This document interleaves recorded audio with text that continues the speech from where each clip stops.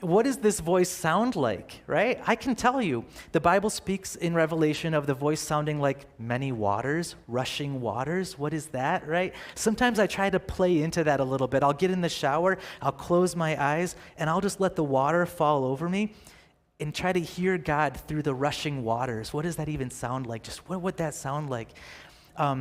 People can say that God's voice sounds like a still small voice. You know, in 1 Kings, when we hear about Elijah in the cave and the earthquake goes by, the fire goes by, God's voice wasn't in that, and all the wind and everything, but then it was the still small voice that he speaks. Oftentimes he does speak like that to us. That's like that prompting in the heart. Oh, maybe you should let that person in front of you when you're driving. Oh, maybe I should open the door for this person. Maybe I should call that person back. Maybe I really should be forgiving that person. Or you should probably be reading the Bible right now. Here's the difference, though, between what your voice sounds like and what God's voice sounds like. God's voice is stable. God's voice is consistent. God's voice aligns with Scripture. Your voice is often inconsistent or emotional. How can I be sure that this is God's voice? There's a checklist. And I think we started our service at 25 minutes, not at 30, so I'm just going to keep pounding away. I think we're okay with time. We're okay. There was a timer, and I see them all going at it. And I'm aware of these things. All right, so there's a checklist, and this is important, okay? So here's your checklist for recognition. How can I be sure checklist? Does it agree with Scripture? Is what you're hearing, does it agree with Scripture? Does it sound like something God would say?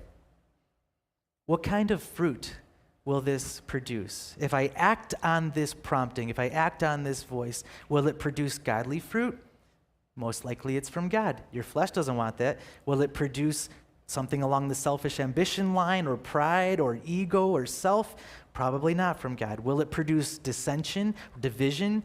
Probably not from God. Is it going to produce forgiveness or patience? Is this going to work on your grace or your unity with others? Probably God. Do you have confirmation about what you heard from wise counsel, from signs? I encourage you to even ask the question, God, is this from you? There is a bit of a hierarchy when it comes to hearing God's voice and then discerning, recognizing, is it God or not, okay? The Word is the most reliable when it comes to this hierarchy.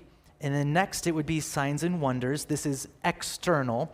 You're driving down the road, and you're thinking, oh, maybe I should turn around and do this, that, and the other. And then you turn on the radio, and it's like, and this person turned around and did that and the other. It's like, okay, that's pretty good. Or you're looking up, and there's clouds or a sign or something like that. So external. And then the least reliable would be like the internal whisper. I encourage you with humility to test the internal whisper. If instead of saying, oh, God gave me a word for you, and you just go right at it, right? Test this with that checklist. Does it align with Scripture? Does somebody confirm? Do I have wise counsel on this? Does it lead to godliness? And this takes humility.